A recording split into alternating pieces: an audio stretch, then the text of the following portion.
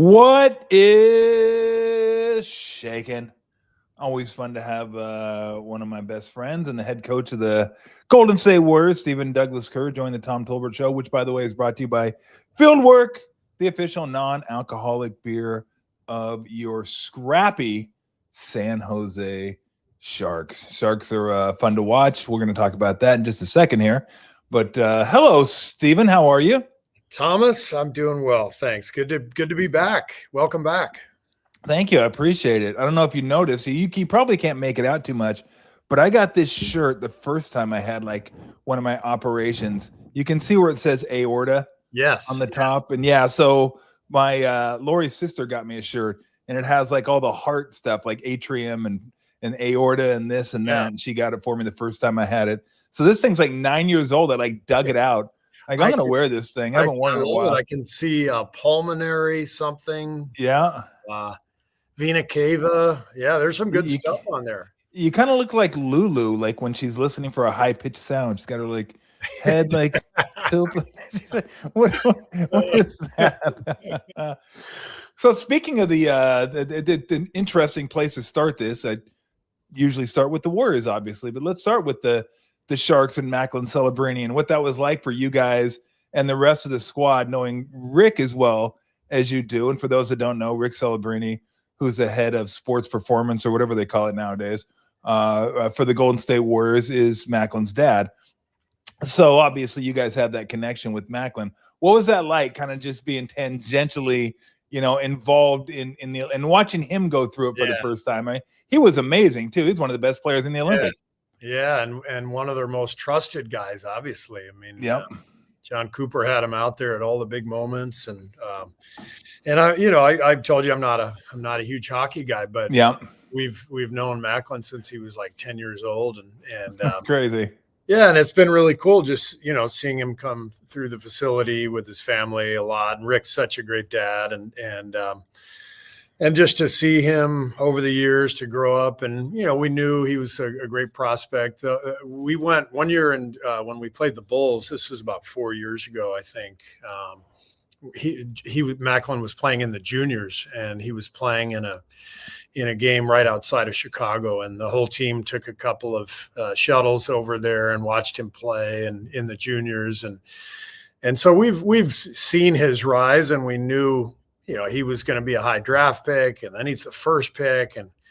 But this was like beyond anything. It's like, oh, wait a second. Like, we could be looking at the next, Sidney Crosby. Yeah. I mean, he's that good. And it's, and to have it be the son of Rick, who's like one of the main parts of our entire organization in terms of just who he is, his humor, his presence, his expertise, and it's been awesome. So we've loved watching it, and then to see they would flash Rick and his family there. Yeah. And so it was just an incredible experience. We were all just so fired up for Rick and for Macklin and the family. I'm going to give you the Sidney Crosby. I'm not giving you Gretzky. All right. Yeah, that's funny. We'll see, though. So, we'll see. We'll see. That's the great thing about sports. We always find out. That's right. Right? People always debate and argue and who's going to win. I'm like, well, they're going to play each other. Can't we just wait and watch them play, and then we'll know? Like, do we have to argue beforehand? So here's the question. Gold medal game. Who you rooting for, Canada or USA? Damn you, Tom Tolbert. Yeah, that's what I want to know. Don't do it. Don't do it to me. Trying to do because I gave you the Dodgers. The Dodgers, I think everybody's accepted now. Yeah. They're not going to accept this betrayal. So just for a little context, like here we go. A little context. So here we go. Over the years, Rick and I have had bets on USA Canada, like in the World Juniors. And like he had to buy me dinner because USA beat Canada. Is it the World Juniors? I think it's whatever. It's close enough. Yeah, and so I mean, it's always been like, hey, if Canada's playing the United States, it's like, Rick, I'm like, you and I are betting, and I got the Americans, you got the Canadians. I'm just gonna say there was no bet this time. There was no bet. I watched it as an American patriot, Oh God. a great friend of Rick Celebrini, and it was not easy. It was not easy. It was not easy. See, I was gonna bet you we could have had if I'd have known you were on that side, I could have bet you would have had to wear my MAGA hat, which is not what you think it is. It's make the Angels great again. Oh, so yeah. Well, that's good. Which actually would have been more embarrassing probably than wearing a MAGA hat. I'm thinking. I mean, it is the Angels, for God's sakes. I mean, good God. Where's Mike Scioscia when you need him? Give us our Dodger back. Give us our Dodger back and we can start winning again. How's spring training going? I haven't checked on the Angels. I could care less about spring training. People are like, well, I watch for I'm like, look, I've learned this years and years and years ago. Don't get fooled by the offseason. Don't get fooled by summer league. There's always somebody great in summer league that's like, oh, do you see this guy in summer league? And then he never does anything until you get to it happens all the time. So I'm like, look, let me get to the regular season, then I'll start watching. But I don't really care I don't care who's hitting 472 during the Cactus League. I think that's fair. Now, are you excited for the World Baseball Classic? Yes. Yeah. Yes, I am. I am too. Now, I don't think he could ever get to the Four Nations, which was kind of the preliminary to the Olympics. Like the Olympics, obviously, everybody knows, big deal. But the Four Nations was a, kind of made for TV deal. But it was, who was it? Finland? Was it Sweden, Canada, and U.S.? Yeah. I'm not sure if Sweden was in there. I think Finland was in there, but awesome. So so good. Yeah. And it meant so much to these guys that they put it in the collective bargaining agreement. The players put, we can play in these international events in the collective bargaining. So it means, and that it was one of the greatest, I would say, I don't know, that may be hyperbole, but one of the greatest 2 or 3 minutes of sports theater was when the Kachuk brothers started two fights that start off the Canada game. It was amazing. Yeah. It was like, oh my God, this is on. Let's go. You imagine a fight in the NBA All-Star game? No, are you kidding me? You'd have to care enough to get into a fight.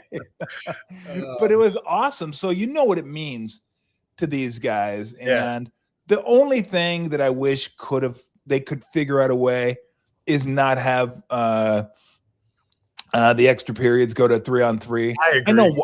I know why they do it, because look, USA and Canadian Olympics aren't paying these guys any money. Their teams are, and they actually have to go back to these teams and play for the stretch run to get to the Stanley Cup playoffs. You don't want these guys being hurt. I mean, Mikko Rantanen, one of the best players, I believe he's for the Stars, got hurt. He's out. Sidney Crosby's out. It's like, if I'm a GM, I'm like, well, great. I'm glad they got a chance to represent their country, but it doesn't do me any good. Yeah. I might get fired because of this. So, well, but 4-on-4 would seem to make some sense. Like even the NHL model of what is it? Is it 5 minutes of 4-on-4? No, it goes straight. I think it goes straight to 3-on-3 now. If I'm not mistaken, I think I think they used to, but I think it's 3-on-3 now.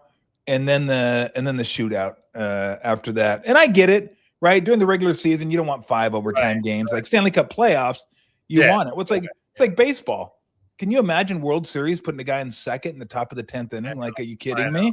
I know. But it's regular season. You want to get it over with. You're like, the players don't want to be out there any longer than they have to. So I get why they do it. Yeah. What are they doing in the World Baseball Classic for extra innings? That's a good question. I'm guessing they'll adopt the Major League Baseball rule, but I don't. A lot of those guys obviously are, they just had spring training or they're in the middle of spring training. And I imagine the pitchers, obviously prepared for it, but can you imagine World Baseball Classic and you don't have any pitchers left?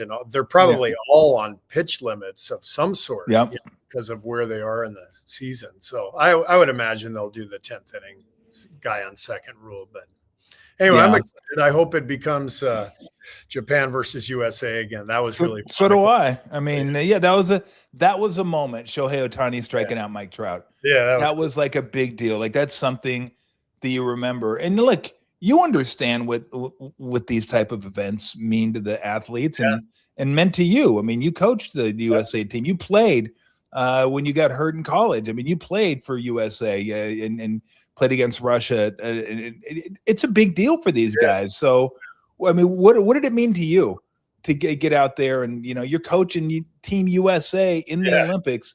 And it wasn't like it wasn't one of those things, Steve, where it's like, oh, we're going to win. This is easy. Like, this is 1988 or 92, whatever it was. Yeah. Like, you guys had to grind to get that. And if it wasn't for Steph, you might not have. You might not. What were those emotions like, though, representing your country and seeing your team bring home the gold? Incredible. To first of all, the whole process of watching all these great players play together, instead of against each other.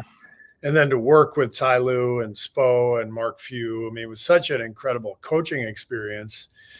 But then, you win and you see the players on the medal stand, you hear the anthem. It really is an incredibly emotional, proud moment where you really feel pride in being an American and gratitude for the opportunity to be an American and to compete on the world stage and to connect with all these people in such an incredible environment. I mean, that's what makes the Olympics and international competition so special, is it really does kind of cut through a lot of the nonsense that we all sort of endure every day in our lives.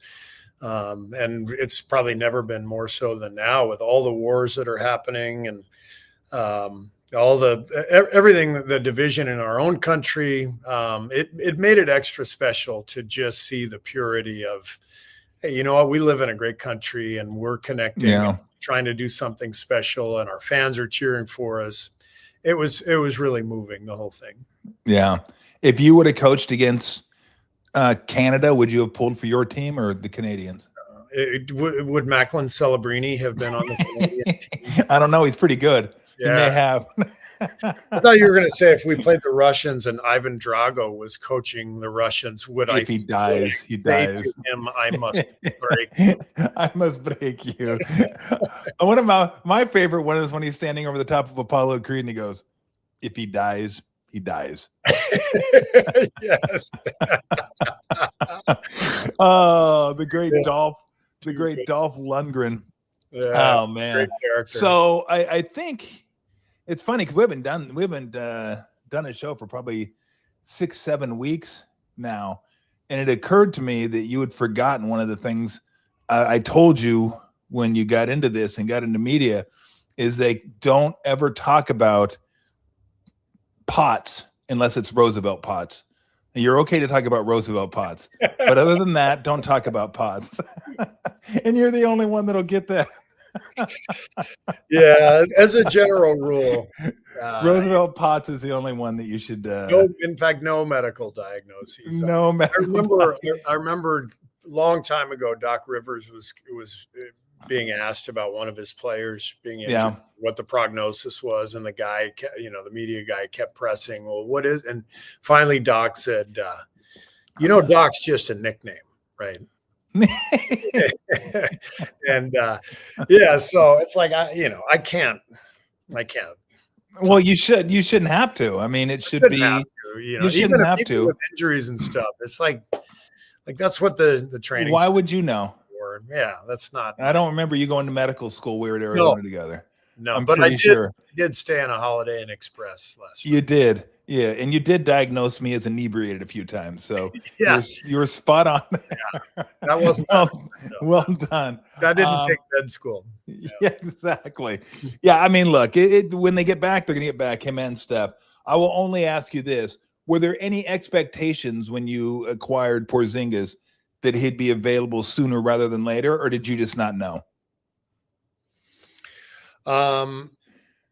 We're veering right back into territory that I would. Okay, very good. That's enough said. Yeah, because you know how this works. Like, everything is aggregated, and I don't want to be a headline. This is true. I became a headline just by answering a question, and I just think at this point, I don't want to get you in trouble anyway. Thank you. That's not. I did get you fined $25,000 one time though when you were bitching about traveling. Right. That was on you though. I didn't mean to do that. That was like I think I brought it up. So. Yeah, because you and you're traveling. Okay, what? Here's what I would say. It's a complicated illness, and so this was it's just wait and see. Yeah, we have to wait and see. Yeah. And we are really excited about, we get Steph healthy, we get Kristaps out there. You can imagine the space that exists on the floor. Yeah. Kristaps, it's not just his 3-point prowess, it's how quickly he gets it off and how deep he gets it off from. And there's so much space on the floor, and defensively, he's a really rim protection. And so the fit makes perfect sense. And so obviously we're really, dying to get them out on the floor together. We do have a lot to be excited about in that regard. Al Horford is playing at a really high level. Yeah.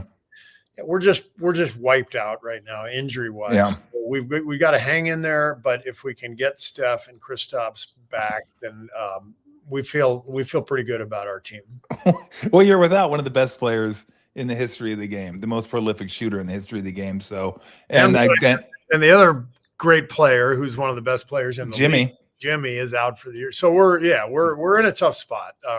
You could see last night. I mean, we played. This was like a carbon copy of the San Antonio game 2 weeks ago. We played our butts off for 2.5 quarters and did everything right, and built a good lead, 15-point lead, 16-point lead, and then it's just tough to sustain it when you're really shorthanded, because 48 minutes is a long game, and Clippers are playing at a high level. Kawhi, that guy has been the best player. He's been amazing. Like a month now, 6 weeks. He's just been incredible. And so I love the effort last night. We just ran out of gas. Well, you know what it is. I mean, you've played on those type of teams where the star gets hurt and everyone has to take a step up the ladder a little bit. And at some point, you're going to ask guys to do things that maybe they're not capable of doing for a sustained amount of time. It's almost like a bullpen, right? Your 8th inning, 9th inning guy get hurt. Now you got guys that move up the ladder, and there's a reason they weren't 8th and 9th inning guys. So it's tough to sustain it for 48 minutes. I love the effort, though. I mean, the effort's been there. The guys are playing really, really hard, and I think doing the right things. It's just it's tough. I mean, I'll just speak for look, I won't ding those guys, but if you're asking guys like me to play 35 minutes and win basketball games on a consistent basis, good luck. You and me both, Tom. You may win a few here and there, but it's hard. Yeah, no, it's right, and I love the way our guys are competing, and they're but it is, there's something that you have to have out there, over the long haul of an NBA season. You just you have to have the guy who a team can lean on, who can. The rest of the guys can look at and go, yeah, we got Steph, or we got Jimmy. Like there's a reason those guys all make so much money. They're huge difference makers, and it's tough when they're both out, and we're trying to generate shots. We really have to do it off our defense so we can play in transition, which we did a really good job of in the first half last night. I thought the fouls really started to get to us in the third quarter. I think they shot 12 free throws, the Clippers, in the third. So we kept taking the ball out of the net and having to play against their half court defense, which was tough. So we'll keep going. We'll keep plugging away. What can you say? I mean, Steph talked a couple of games ago, or maybe it was last game, and it sounds like, again, you say what you want to say, but it sounds to me like it's kind of a pain tolerance thing. Like he can't quite figure it out, and he gets to a point where it's like feels okay, and then it doesn't. And again, it's kind of just in a wait and see if you can stack a few good days together and go from there. Yeah.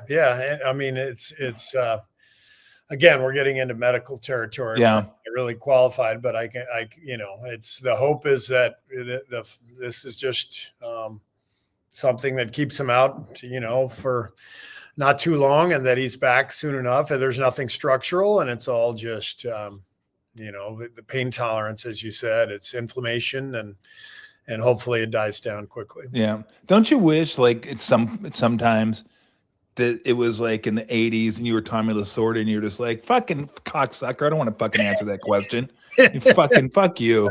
Like, I feel like we're missing something. Like we got to be so careful in the media nowadays that our managers and coaches can't fucking be Tommy Lasorda or Lou Piniella or Earl Weaver or fucking guys. It just I missed that. I told you you owe me one of those before you retire. I'm not sure when that's going to be.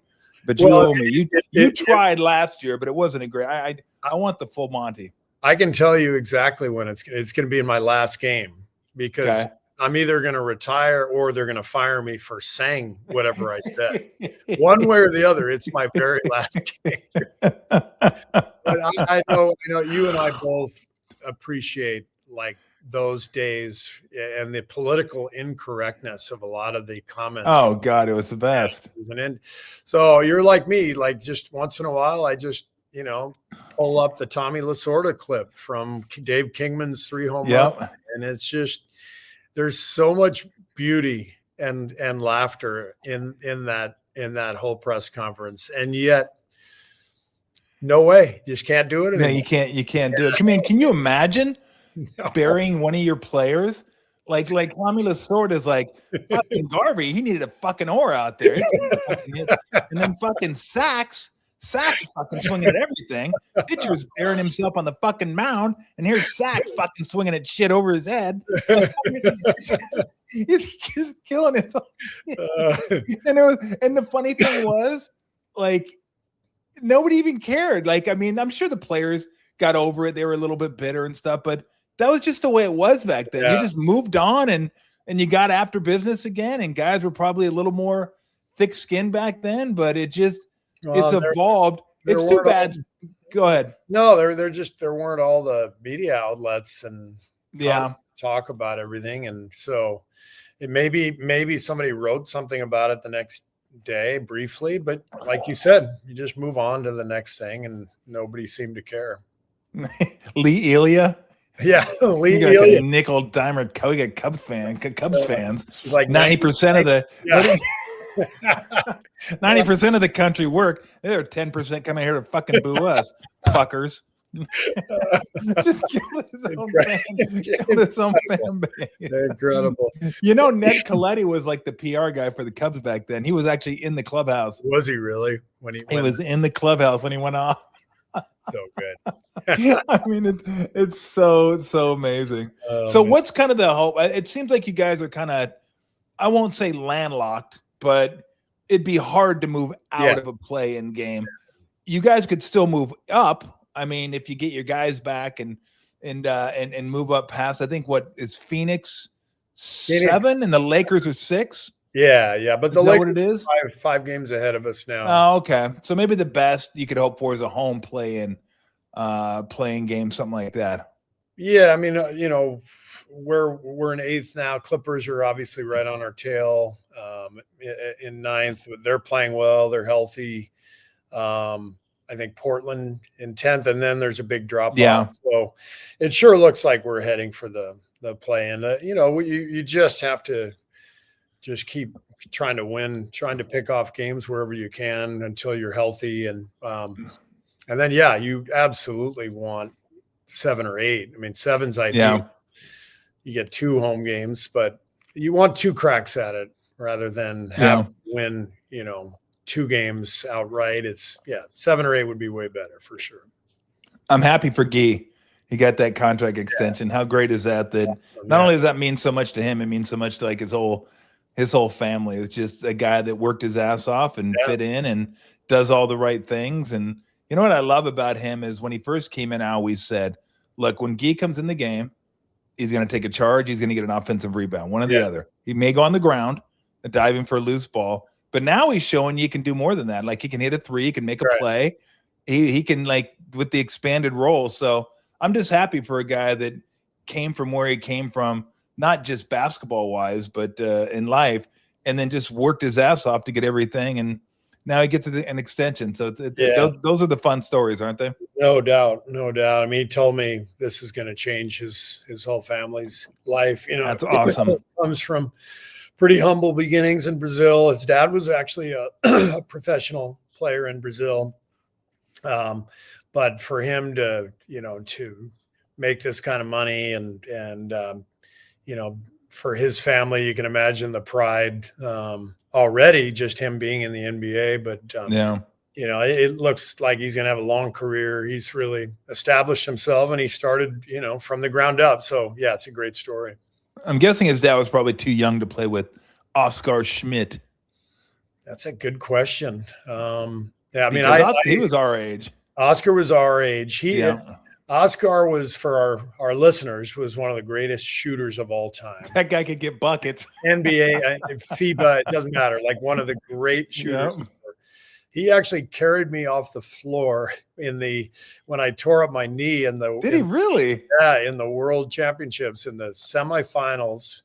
It was in Spain, in Madrid, and I blew out my ACL, and he basically lifted me up and carried me to the sidelines. Wow. Which was really nice gesture. But, I think it was like maybe a couple years later when he had 46 on the U.S. and they beat us for the gold medal, I think, in Indianapolis. I want to say that would have been like maybe 1990, somewhere in there. And but he was a legendary player. I think he was drafted in the NBA, but never played in the league. But just like shot every single time he touched. Yes, he did. Incredible shooter. I remember watching a game when I played over in Spain. So they had a World Cup game on or something, and it was Brazil versus, I guess it would have been Yugoslavia at the time, with Drazen, the late Drazen Petrovic, and they were playing against each other. And I think Oscar had 56 and Drazen had 49. Oh my God. It was just like, it reminded me a little. Remember that Eastern Conference Finals, Bird and Dominique, when they were going back and forth and they both had over. Yeah, that was incredible. It was incredible, like watching these guys just go back and forth because that's back when guys didn't come over and play in the NBA. You just you rarely saw them, and then when you saw him, you're like, holy God, this guy's incredible. Yeah. But you're right, he didn't pass up a shot. Never. He didn't pass up a shot. I was going to ask you, how in your mind is Draymond handling all this? Like, he's kind of a lot of the focal point now, the defense and kind of running the offense, but it's harder to run the offense when you don't have Jimmy and Steph out there to kind of catch the balls. How's he handling, like, playing for, with a bunch of guys that maybe, I won't say he's not used to playing with, because he is, but he's used to having the big time scores to deliver to, and it's been a little harder. Yeah, I'm really impressed with how well he's handling things under the circumstances. I mean, it's rough. I mean, it's without Jimmy, without Steph. I mean, who Draymond is as an offensive player, he's a screener and he's a passer and he's a guy who's going to create shots for other people through those actions. But he's not going to create shots off the dribble. And so you take away all the threats around him, and it just gets really frustrating for him and for our team, because it makes things really difficult, just in terms of rhythm and flow. So he's done a great job of doing the things we're asking him to do, handling the ball less at the top of the key, screening and diving more in ball screens, running the floor, getting to the corners instead of trailing the play. Mm-hmm. He's doing all these things. Everything we're asking. He's keeping a great attitude on the bench and in the locker room. But he's frustrated, and all the frustration that comes along with getting older and not being able to do the things you could a few years prior. It's all playing into it, and he's handling it really, really well. So I'm impressed and I'm proud of him, but I feel for him too, because this is tough. There's no question it's a tough time for him. Getting older and not being able to do all the things you used to be able to do. That ring a bell, Tom? Yeah, maybe it's not just basketball. Maybe it's outside of basketball. Yeah, that's like what I should tell Draymond is just wait. Just wait. You're not even close yet. You're not even close. Right? Give it a couple years. Give it a couple of years. Give it a couple of decades. Then we'll talk. Well, if we're around to talk, hopefully we will be. But who knows at that point? All right. Before I let you go, does the league need to address tanking? Are we at a point now, or because I feel like this is an inflection point, but I also feel like, Steve, this is an anomaly. Like, this draft is an anomaly. There's so many good players that it's bringing more tanking teams into it. But do we want to wait again until there's another draft like this where 8-9 teams are tanking? I'm curious what your thoughts are. I really only have one. Every lottery team has the same draft odds. Like, just don't give anybody any incentive to lose anymore. Now, you might get a play-in team who's 10th say, well, what's the use of being 10th? It might as well. You're never going to, unless you abolish the draft and it's a money-making vehicle and fans like it, I don't think they're ever going to abolish the draft. I don't think it makes sense. Others that may be smarter than I am think it makes sense, but they're not. I don't think they're getting rid of it. So this is the best I could come up with. Just take every team and say, this is your odds. Everybody gets the same odds. You're not going to benefit from losing because that doesn't do the league any good.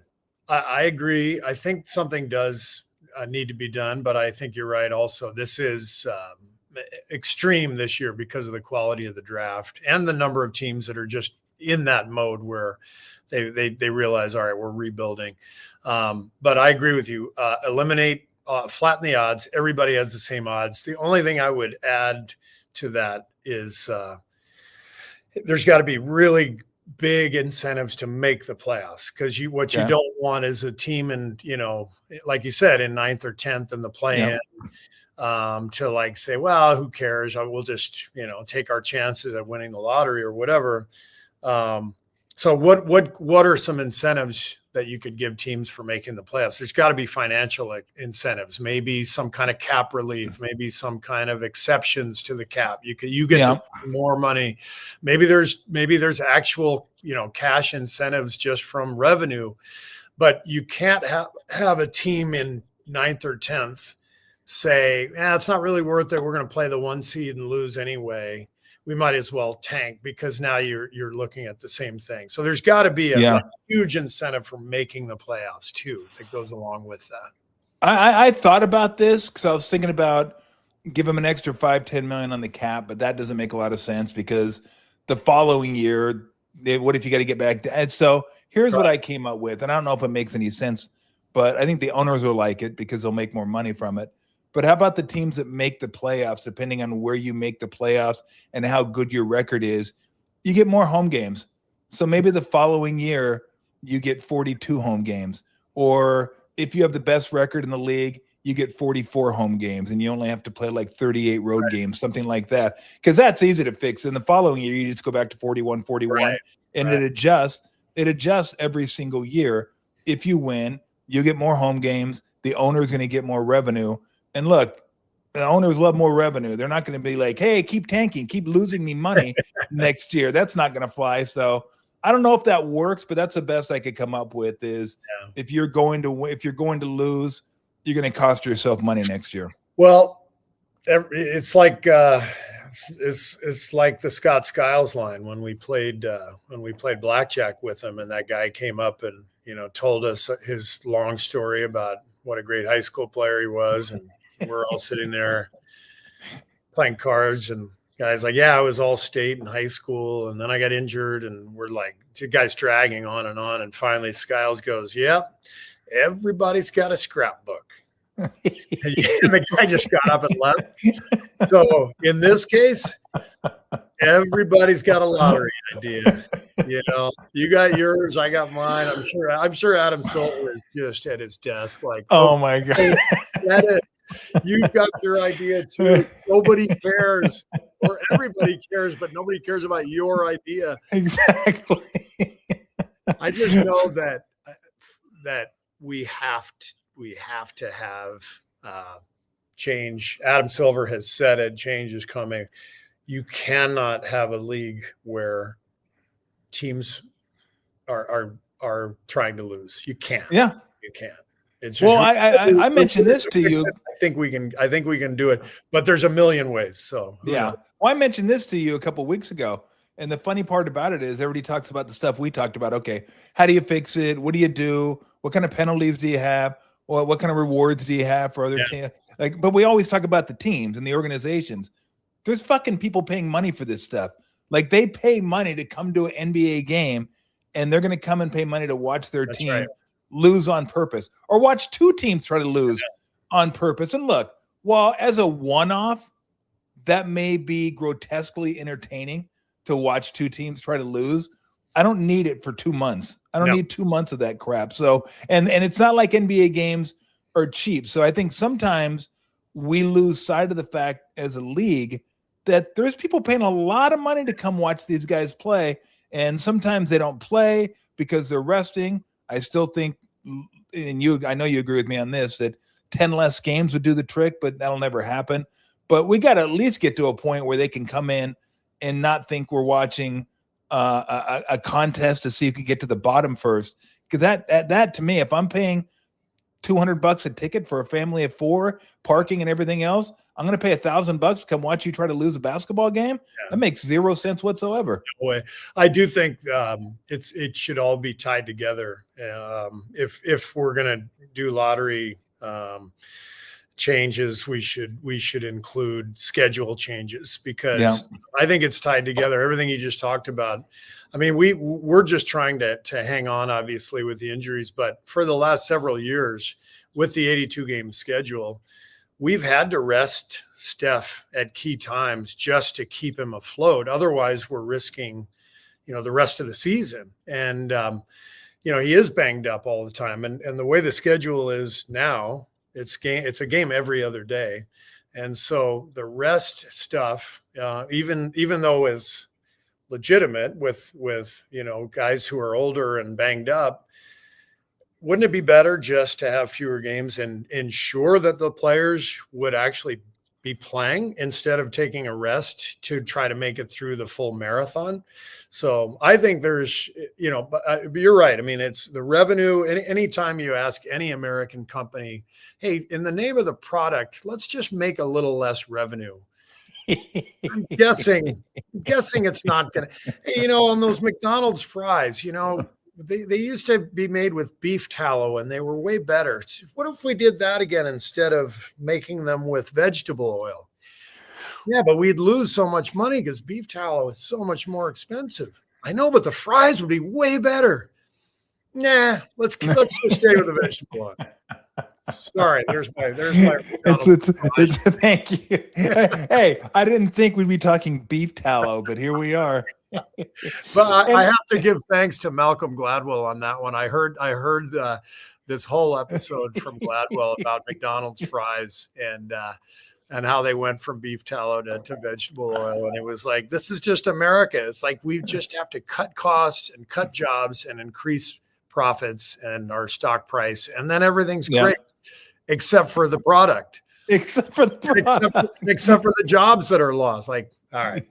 No, I know. I'm with you on that. I'm totally with you that we've done a terrible job. Not just basketball. I think all companies have done a terrible job. Maybe not all of them, but most, of finding that sweet spot between, okay, how are we going to make the stockholders happy and how are we going to make the customers happy? I think we've gone way too far over into let's just make the stockholders happy, and the customers can worry about them, about themselves. I mean, there's got to be something there to where it's like, But remember Wall Street when he goes, how much is enough, Gordon? Yeah. How much is enough? And he goes, it's not a question of enough. It's like, well, that was in the 80s. Yeah. That's all you need to know. The only line I remember from that movie, greed is good. Good. And greed will save this failing corporation called the United States of America. Is that what he said? Yeah. It was something like that. Yeah, something like that at the stockholders meeting. But look, if we had 70 games, Steve, it'd make the game seem bigger. The games would be bigger. Here's the other thing. We would actually practice, and this was an unintended consequence. About 5 years ago, the league decided to get rid of as many back-to-backs and as many 3 and 4 nights within the schedule, which was really well intended. So you could get the players more rest in between games. But the unintended consequence was that we never practice anymore because every day is a rest day in between games. So you're just going from game to game. And so execution suffers. We don't practice situational stuff nearly as often, and we suffer. Like we missed a jump ball last night because we were in the wrong spot. And I'm like, well, when are we going to practice our jump ball? Like we got a million other things to practice, and late game situations and all kinds of situational stuff. There's no way we're getting to a jump ball practice, but we don't practice anything. We walk through stuff on off days, and that's about it. I think the game has suffered. I think the execution has suffered as a result. Oh, I think you're absolutely right. And look what's happened to the NFL. The first month of the NFL is like preseason now because they don't hit during the off season. They don't do what they used to. Now, I'm not saying, and again, here's my balance thing, because you talk to some of the old time guys, and they used to have 6 preseason games, and they would hit all the way through. And I was like, well, Jesus. I was like, 6 preseason games. And I'm like, well, yeah, you guys were ready for the regular season, but I mean, there's got to be a balance between nothing and 6 games that don't matter, that you have a chance to go out there and blow your knee out and end your career. Yeah. So I think I think all leagues are facing this. Like the NBA is trying to figure out, okay, how do we make sure we get the schedule right, give the players some rest, but also we want to practice because we want the best product on the court. Like that would be nice to have the best product on the court with the best players. And again, we're talking about this. There's just no good answer unless you're going to shorten the season, which they're not. They're not going to lengthen the season any longer than it already is. So dopes like us end up fucking talking about it. Nothing changes. Yeah, nothing changes. All right, my friend. When do you guys take off tomorrow for the road? Yep, Houston and OKC, and then Utah. So tough trip. We'll see what we can do while we're trying to get some reinforcements. Just keep grinding. Well, the guys are. I mean, again, from just watching it on TV, the guys are playing hard. I think they're playing the right way, and they've battled, man. Because you look at them and you go, they're as far as losing the guys that you guys have lost and still being able to compete in some of the games you've competed. I mean, it's got to be a little heartening as a coach to know that those guys still, and you said they were fun. You said they were fun to coach. Did you not? Really fun group. And you just have to, pick off, some games here and there just to keep the morale high, but they're a fun group and the spirit is right. It's we just got to keep going. And you said it earlier, like we're kind of set where we are in the playoffs, but there's in terms of the play in, but as we go, we can move up the ladder within that and get healthy and get on a run, and that's all really within our reach. Yeah. So, well, if they have a game where they don't play very well, get them all in the showers and throw some balls in there and go, you know what these guys are, Larry? Lollygaggers. You lollygag up and down the court. You lollygag to the locker room. What does that make them, Larry? Lollygaggers, sir. Lollygaggers. Love Bull Durham. Oh, great movie. Great. And the great thing is, those guys are so young, you could pull it off and they'll think that was you. They won't even know where you got it from. That's right. That's right. They'd have no clue. No clue whatsoever. All right, Stevie, safe travels. Thanks again. I always appreciate the conversation, and I'll talk to you soon. All right, sounds good. See you. Thanks, Stevie. See you, bud. All right, as the head coach of the Golden State Warriors, Stephen Douglas Kerr covered a lot of ground there. So if you want to, I will take some comments. And look, I wasn't going to get into the injuries too much. I just wanted to ask him about them a little bit. I was a little curious as to what the expectations were, because you remember Porzingis had this issue in Boston where he just didn't play forever. You're like, well, what's going on here? I said, I don't know what it is. Doesn't sound like they know what it is. So there's really no sense of talking about it and getting into it. But he does make him better, obviously, when he's on the court. You just have to wait, see what happens. It's a bizarre thing. And I'm with him. He shouldn't have to talk about that stuff, and he knows it. That's why he walked it back and said, I shouldn't be talking to him. Why would coaches talk about that stuff? They're not doctors. They're not part of the medical staff. You're the face of the organization, so you get asked the questions, but the answer should always be, look, here's what I've been told. We'll wait it out. And I think the Warriors and I think a lot of teams have taken their cue from the Warriors when the Warriors say, we'll reevaluate in 10 days, meaning we're not taking questions on this for 10 straight days. Every time we get together, we're not going to talk about Steph's knee. We're not going to talk about this. We'll talk about it in 10 days. We'll reevaluate and move on. But, as far as where the Warriors are at, this is where they're in play-in. They're going to be in the play-in. Where in the play-in, don't know. 7 or 8, you get a home game. If you are 8, you play at 7. If you lose that, then you get a home game. If you win, you're in as a 7. If you're the 7, you get 2 home games if you need them. Then if you're 9, you're at home against 10. And if you win that, then you get to go on the road and play the loser of the 7-8 game. So it'd be nice to be 7 or 8, get a home game if you need it. But look, it's going to be tough. What are you going to do? You don't have Steph. You don't have Jimmy. You don't have Porzingis. 3 of your top 4 players are out, and they're all really good players. One of them's like an all-timer. So, and I have been impressed with the guys in the way they played and how hard they played and how smart they played and how they've hung in these games. They're just on the seriously short end of the talent equation here. They just don't have enough talent. They don't have enough guys that can make plays, that can get other guys shots. What are you going to do? It sucks. This is the end of a dynasty where you're trying to piece things together. Your stars, or you're getting older and getting injured more often. But it is. I mean, there's nothing you could do about this. Nothing. The Jimmy Butler trade worked out much better than I thought it would. But, Steph gets hurt against Minnesota last year. Jimmy gets hurt this year. What are you going to do? What are you going to do?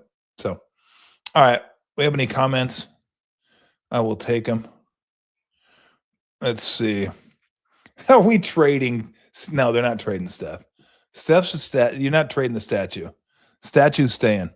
Unless Steph came to them and said, you know what, I'd really like to go somewhere and have a shot at winning. But I think he thinks he has a shot at winning here. If he's healthy, Butler's healthy, Porzingis is healthy, Draymond's healthy. I think he thinks they have a shot. Now, I think they do, but it's a pretty thin pathway when you look at Denver and you look at OKC and you look at maybe Boston when they get healthy, and maybe a few teams in the East. So, but it is what it is. It is what it is. You're not going to stay the best team in the league forever. They had an incredible run. That run is winding down. They're still able to hang in there, and because of Steph's brilliance. But when Steph's out, then what are you going to do? And so, anyway. Let's see. Wouldn't bet $1 on Porzingis ever being healthy again. Who knows? I mean, it kind of looks that way. It may not be. How do you know? We don't even know what it is. We don't even know what we're dealing with. Well, I'm not dealing with anything. Well, I am, but not that. So I don't know. I have no idea. And yeah, I think the contracts worked with the Kuminga trade, but I think they were hoping to get some games out of him. The question is, if he's not able to play much the rest of the year, you can't sign him. You can't sign him next year. You can't. So I don't know. Again, it's hard. Beyond Steph and Jimmy, no one to build an offensive system. Well, it's really Steph, but yeah, Jimmy's really good. Jimmy's really good, and he does it. differently than Steph, but take the top 2 players off any team out there and see how they do. I mean, look how OKC was playing when Shea was out and Jay Williams was out. They weren't as good, were they? No. They weren't as good. So, and take the top 2 players off any team, they're really going to suffer. And when they had the top 2 players healthy, they still weren't the top of the league. I thought they could have been top 6, but that's about it. You can't, again, you just can't expect to be that same team as guys age, guys get older. You know, Clay leaves. Draymond's not as good as he once was. Steph not as good as he once was, but he's still awesome. Like, he can still be the best player on a championship team. He just needs a really good number 2, which Butler is when he's healthy. So, you know, you'd love to see him get one more crack at it. Maybe that one more crack was Boston, because that was one that I don't know that I expected them to win. I thought Boston was going to win that. I thought Boston was younger. I thought Boston was more athletic. And Steph was at game 4, I guess. I think it was. I mean, all-time game. And that was one that maybe you look at and go, okay, maybe that was it. That was the last one. So we'll see. You know, we'll see when Steph gets back. We'll see when and if Porzingis gets back. Butler won't be back till next year. And we'll just see if they can maybe win a game or 2, win a round, and then go from there. And so all caps. I love all caps. Tolbert, you fool. I mean, do we really need all caps though?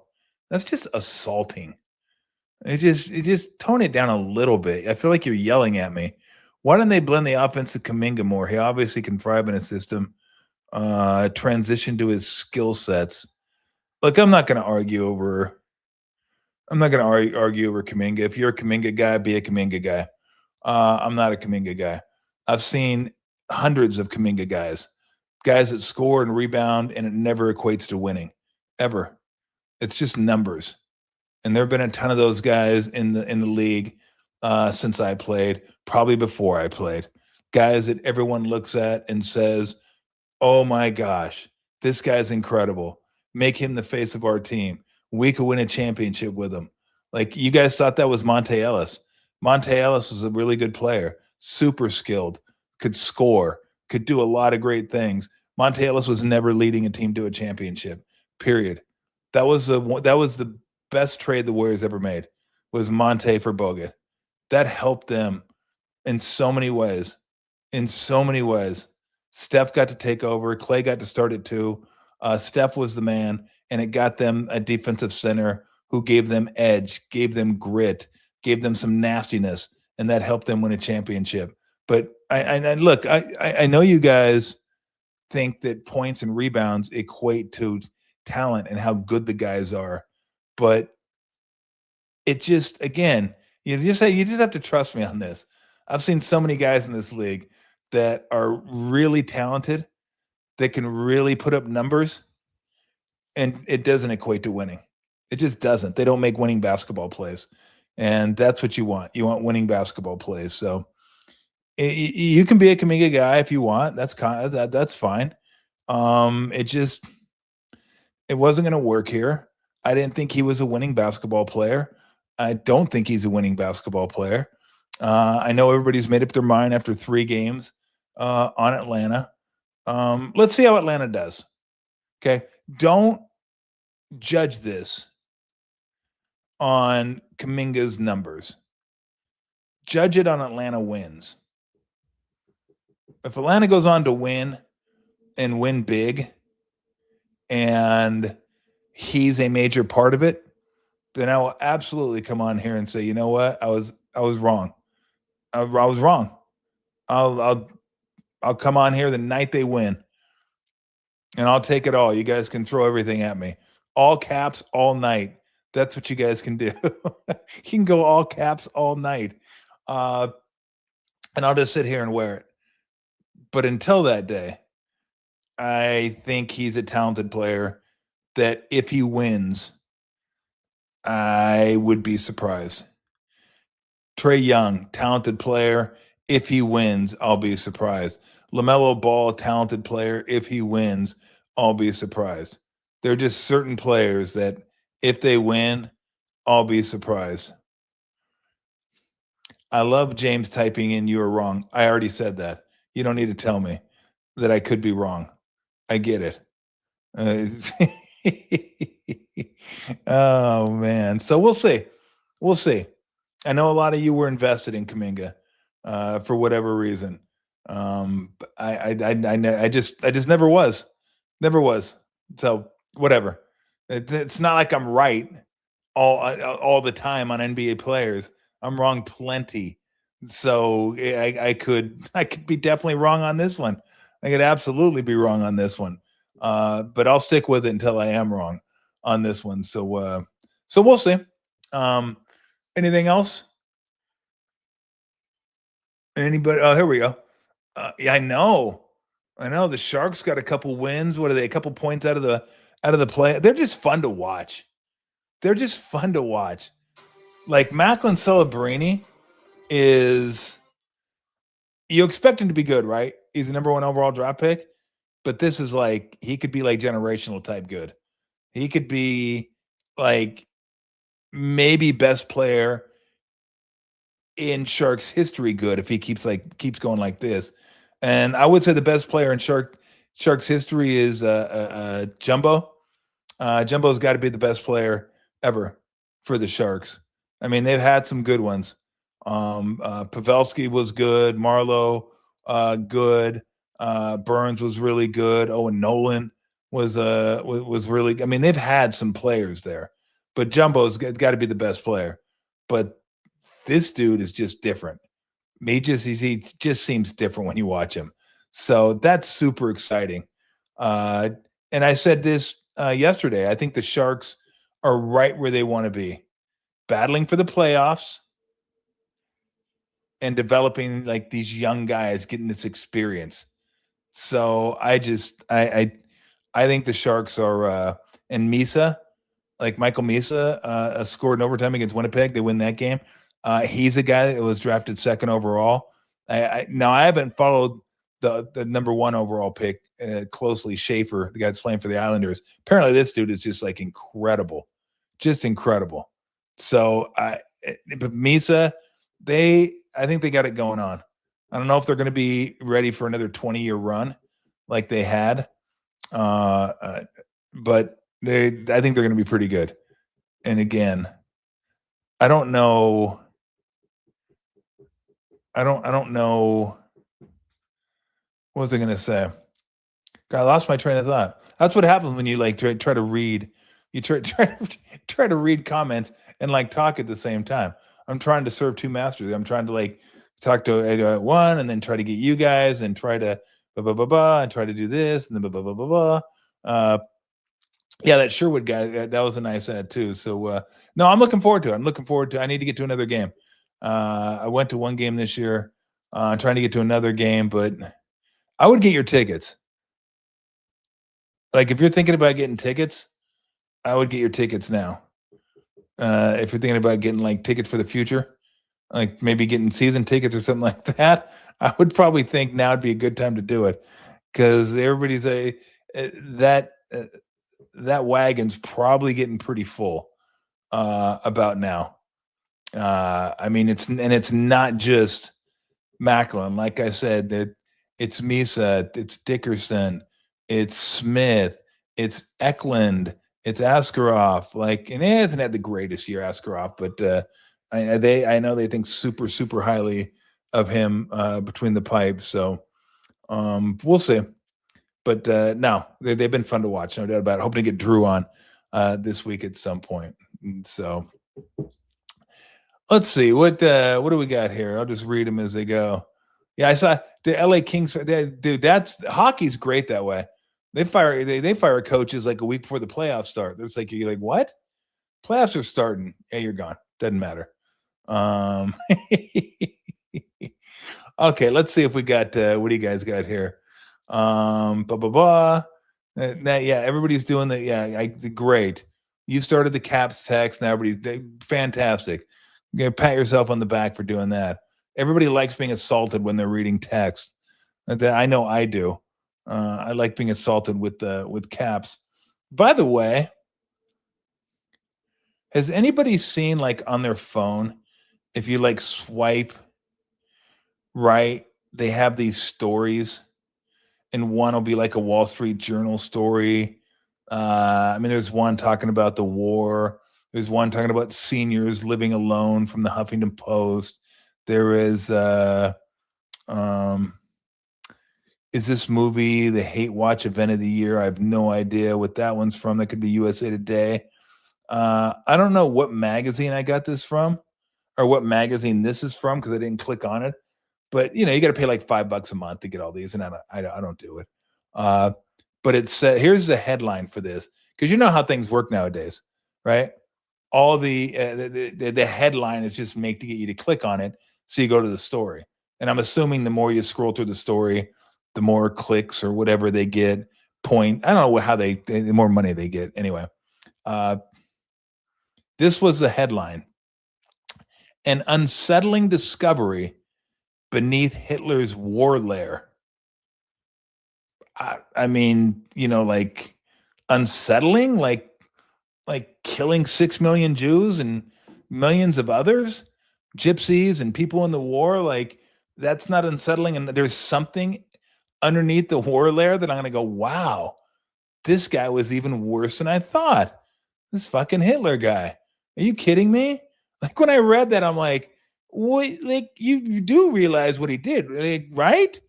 Like, did you miss out on the big stuff and you're just going for the war lair stuff? Like, it's amazing. I've seen that one a couple of times too. I'm like, no, I'm not clicking on that. It can't be like, what? Like, and then they use the word unsettling. Like unsettling. I'm like, I don't know. Like the 6 million was pretty unsettling. The master race, pretty unsettling. He wanted to take over the world. Pretty unsettling. Seems like a lot of unsettling stuff that Hitler did. I'm not sure if something buried under his war lair is going to shake the foundational pieces that is the most evil man in the history of humankind. So we'll see. But I'm not clicking on it. I just found it funny that they said it was unsettling. Like, you do realize what he did, right? So anyway, all right, a couple more. Anything you guys want to get into? We're gonna start getting into Giants a little bit too, some baseball stuff. I am going to be into the World Baseball Classic. That would be pretty. I don't know if it's going to be like the Four Nations though, because not everyone's playing. Some of them couldn't even get insurance to play, so which kind of sucks. I think Trout was one of those. I'm not sure if they would they'd invited Trout? I don't know. I'm not sure if they would have invited. I'm not sure if oh wow, really? Master of Puppets was released on this date in 86? Very nice. Love that album. Yeah, so we'll get into some baseball. We'll get into some Giants. You got an A's fan in here. I hate the A's. It just passed up the they're A's are going to be good again pretty soon. I mean, they're going to actually be pretty good. Maybe not this year, but in a couple years, I think by the time they get to Vegas, they're going to be pretty good. Maybe even before they get that.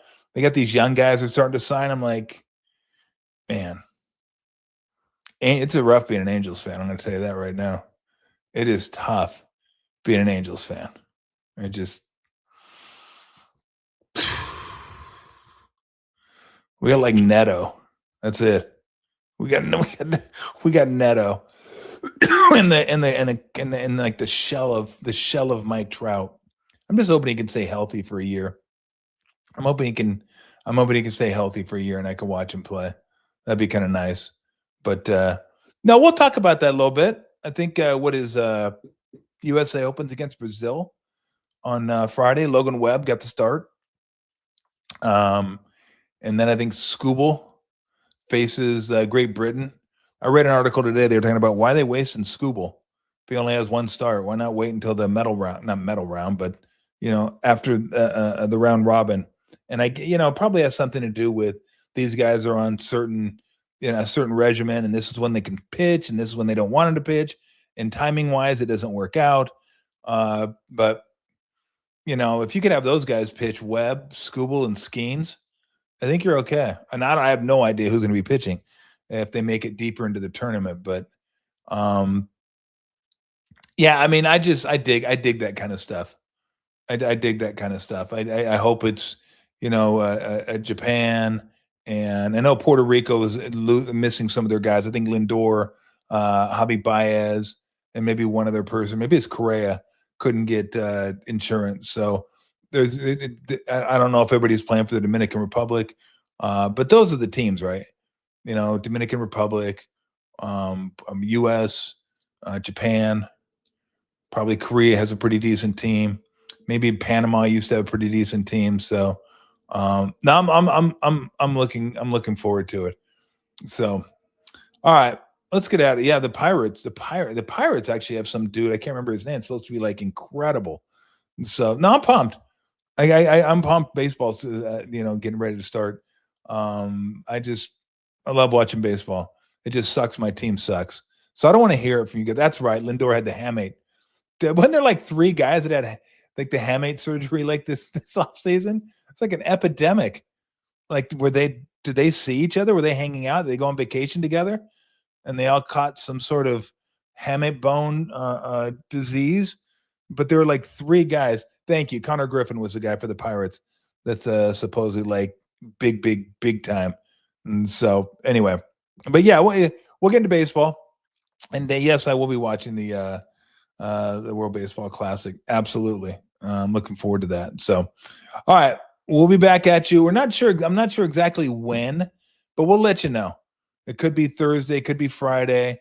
Again, I'd love to. There you go. Thank you. Jackson Holiday and Corbin Carroll. They were the ones that the only time I remember hamate bone was Pablo. Remember when Pablo had the hamate bone? I think he had both of them. Surgery on both of them. That's the first time I'd heard about that. Like hamate bone, what is that? But I remember Pablo had that when he was playing for the Giants. And so, yeah, we're trying to get Drew on. I want to talk some hockey. I want to talk Olympic hockey. I want to talk Sharks hockey. So we want to get into a little bit of hockey. Steve, Canada. I mean, come on. Got to root for the good old US of A, huh? I love the way he set it up too. Well, I know I did. I had him the whole time until that point. Then we just didn't wager. I get it. Sometimes when it's personal, it's like, damn you, I actually know somebody. I got to root for you. That's when you do the old, I hope you do really well and lose. That's what I hope. All right, everybody, have a great day. We will let you know exactly what we have going on the rest of the week. It's good to be back. Thanks for joining the show. I absolutely appreciate it. And if you happen to be around a field work, pop on in. If you don't like beer, get a non-alcoholic beer. And if you happen to go down to the tank, grab yourself a non-alcoholic beer. Field work, the official non-alcoholic beer of your gritty San Jose Sharks. And it's not just non-alcoholic beer. They have a pulp. They have a hazy train. They have Clear Skies, I think, down there. Those are all fully loaded. Some of them hazy IPAs, some of them West Coast IPAs. You can grab those locations in Berkeley and over near the ballpark, which we're going to be at, I think, around opening day. Still haven't quite ironed out the details on that, but we're going to be there. So hopefully you guys will come by, say hi, grab a beer, and we all like our field work. So everybody have a great day. And again, we will let you know exactly what we're doing the rest of the week. Until then, see you. And remember this, Tommy T, cash and tickets is what it's all about.